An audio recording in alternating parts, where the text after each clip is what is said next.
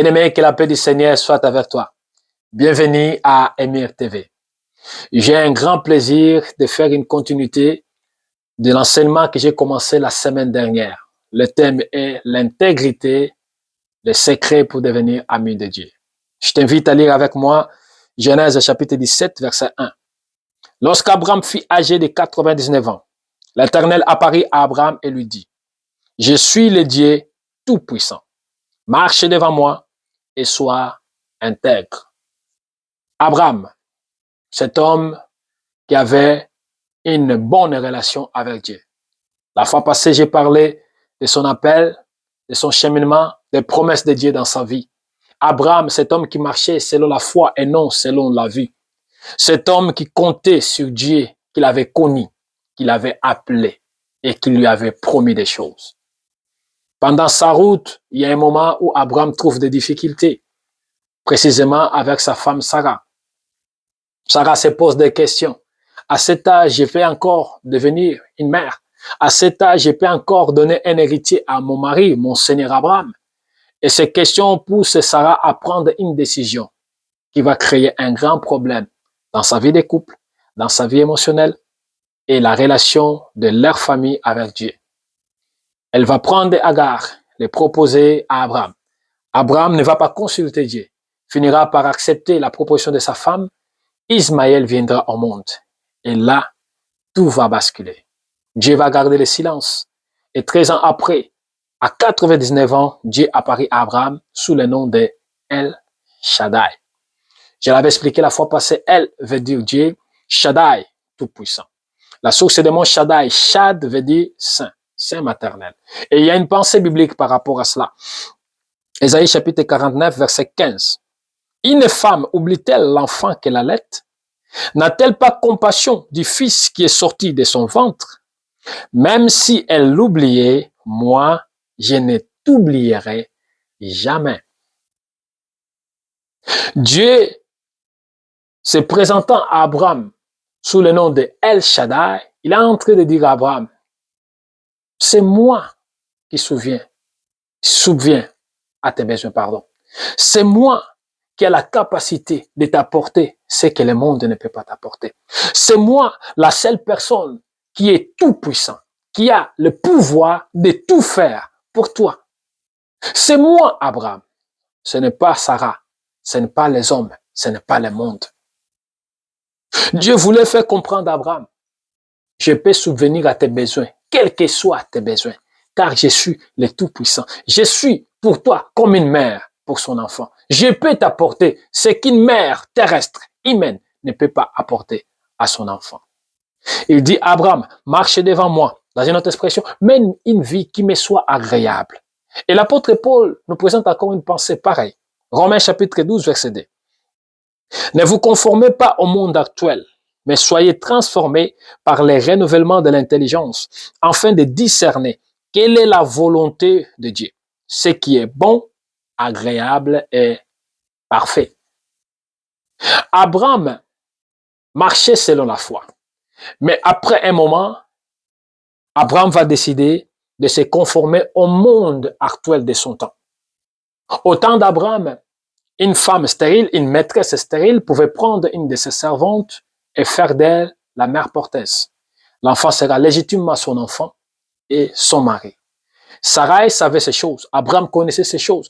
Et au lieu de continuer à espérer en Dieu, de marcher par la foi, ils décident de suivre les conformément du monde actuel de leur temps.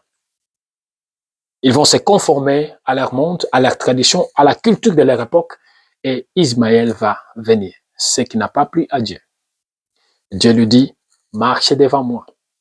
Ensuite, il dit, sois intègre. Dans une autre expression, sois honnête, sois droit, sois loyal, sois désintéressé. Abraham, arrête de chercher ailleurs, sois intègre, sois loyal. Je te dis quelque chose, reste sur ce que je te dis.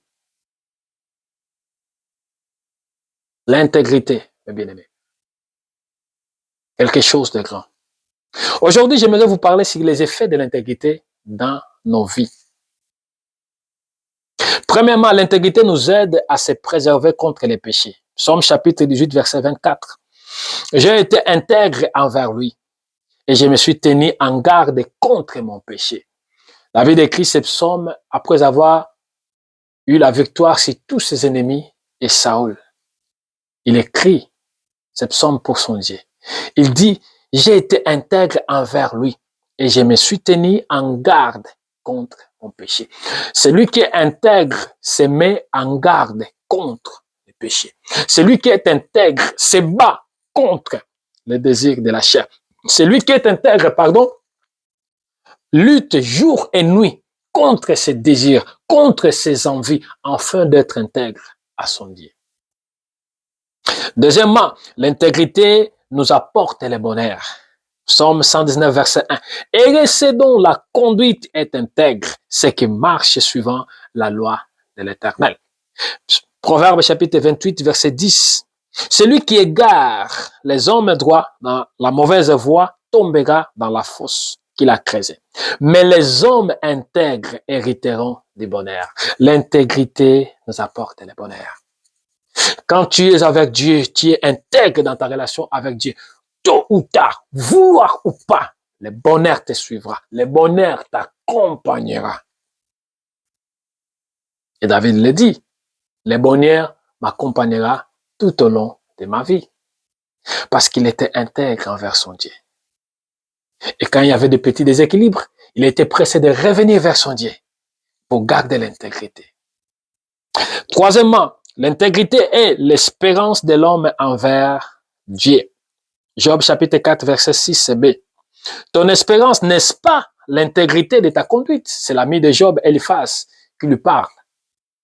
Il dit à Job, ton espérance, n'est-ce pas l'intégrité de ta conduite? Dans Psaume 25, verset 21, il est écrit ceci, que l'intégrité et la droiture me protègent, car j'ai mis mon espérance en toi. L'espérance de l'homme envers Dieu, l'intégrité. L'espérance d'un vrai adorateur, l'intégrité. Quand tu es intègre, tu auras l'espérance. C'est ce que Dieu a parlé pour toi. L'espérance de l'éternité. L'espérance que Dieu pourvoira à tes besoins. L'espérance que Dieu combattra pour toi au moment où tu seras en danger. Quatrièmement, l'intégrité nous permet de réclamer justice à Dieu. Psaume 26, verset 1. Rends-moi justice éternelle, car je marche dans l'intégrité. Rends-moi justice, je répète, éternelle, car je marche dans l'intégrité. Quand on marche dans l'intégrité, Dieu nous rend justice. Quand l'ennemi s'élève contre nous, Dieu s'élève pour nous. C'est pour ça que l'apôtre Paul dit, si Dieu est pour nous, qui sera contre nous? Dieu est pour ceux qui sont intègres, pour les protéger contre les mal et rendre justice. Cinquièmement, l'intégrité nous assure le soutien de Dieu dans les malheurs. Waouh! Psaume 41, verset 13. Tu m'as soutenu à cause de mon intégrité et tu m'as établi pour toujours dans ta présence. Quand le malheur arrive, l'intégrité va permettre que Dieu nous mette en sécurité, que Dieu nous protège. Sixièmement, l'intégrité nous assure la sécurité de Dieu dans nos vies. Proverbe chapitre 2, verset 7b. Il est un bouclier pour ceux qui marchent dans l'intégrité. Il est un bouclier pour ceux qui marchent dans l'intégrité. Tu auras la sécurité suprême de Dieu, la sécurité du Tout-Puissant, la sécurité du Très-Haut, la sécurité de celui qui est le souverain des souverains. Si tu gardes l'intégrité. Voilà les effets secondaires. Septième et dernier point, l'intégrité nous guide vers les chemins de la vie. Proverbe 11, verset 3a. L'intégrité des hommes droits est leur guide. L'intégrité des hommes droits est leur guide. Quelle est notre intégrité? Qui nous rend intègres? Ah, mes bien-aimés, à travers la personne de Jésus, nous sommes devenus des hommes et des femmes intègres. Et Christ est ce chemin de l'intégrité. Il a dit, je suis le chemin, la vérité et la vie. Aussi longtemps que nous restons sur les chemins de vérité qu'est le Christ, il a placé un guide. Ou alors il a placé des guides, si je peux être clair. Le premier guide qu'il a placé, c'est sa parole. Aussi longtemps que nous restons attachés à sa parole, nous sommes sur le chemin droit. Et l'intégrité sera intacte. Le deuxième guide, c'est l'Esprit Saint. Aussi longtemps que nous marchons selon l'Esprit, nous serons intègres et nous serons bénis. L'intégrité est un guide. C'est celui qui nous guide vers le chemin de la vie. Et je vous dis la vérité, celui qui marche selon l'Esprit, celui qui marche selon la parole de Dieu, gardera l'intégrité et sa relation sera intacte avec Dieu. Tu veux vivre ces effets secondaires dans ta vie? Je vais prier pour toi. Dieu des armées, j'ai prié pour mon frère, pour ma sœur. Cet homme, cette femme qui a envie de vivre les effets secondaires de l'intégrité dans sa vie. Père, j'implore ta grâce pour lui. Je prie que tu éclaires ses pensées et que tu puisses manifester ton esprit dans sa vie. Qu'il ouvre les yeux pour qu'il voie le seul chemin qu'est le Christ et le guide qui est la parole de Dieu et l'Esprit Saint. Seigneur, aide-lui à ne pas regarder ailleurs, à ne pas aller vers la conformité du monde actuel, à rester stable dans sa foi, dans sa relation avec toi. Au nom de Jésus. Amen. Que Dieu vous garde et à très bientôt.